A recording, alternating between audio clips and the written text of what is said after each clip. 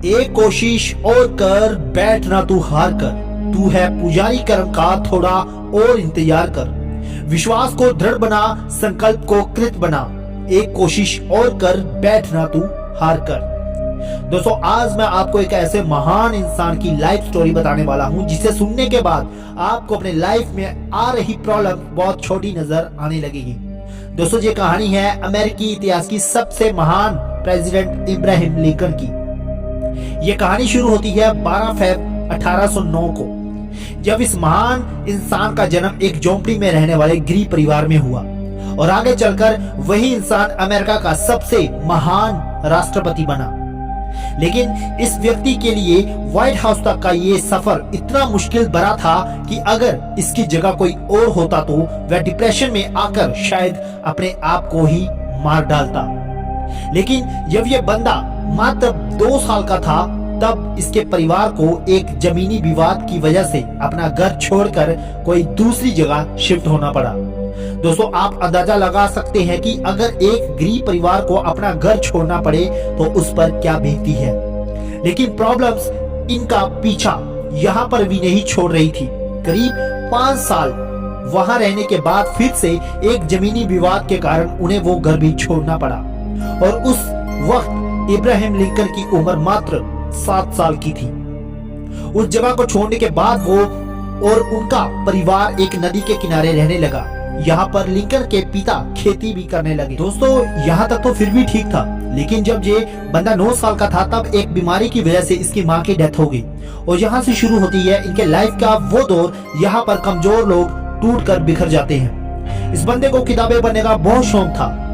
यह बंदा पढ़ना चाहता था, लेकिन अपने पिता के क्रूर स्वभाव की वजह से सिर्फ कुछ दिन ही स्कूल जा पाया।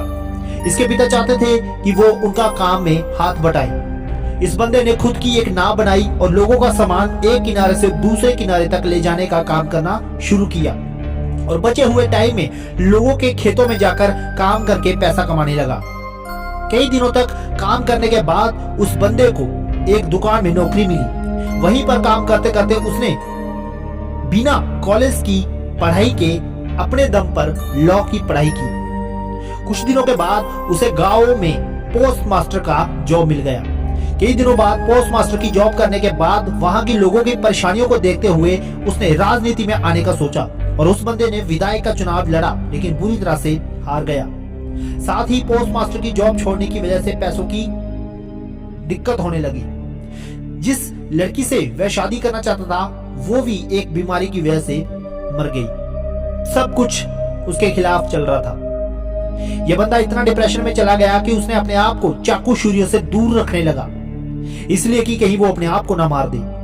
लेकिन वो बंदा अपने दोस्त की मदद से एक बार फिर से विधायक का चुनाव लड़ा और जीत गया।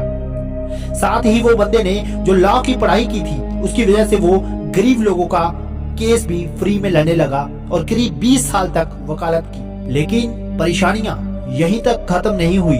जिंदगी ने एक के बाद एक थप्पड़ मारे।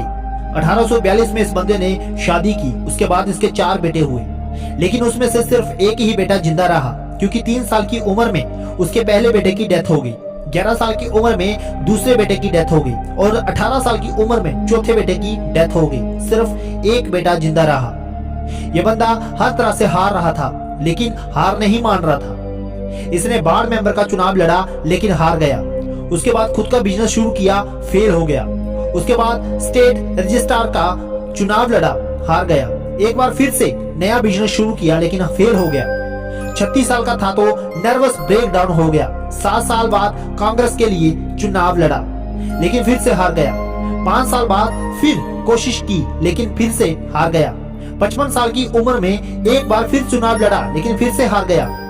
1 साल बाद फिर से वाइस प्रेसिडेंट का चुनाव लड़ा, लेकिन फिर से हार गया।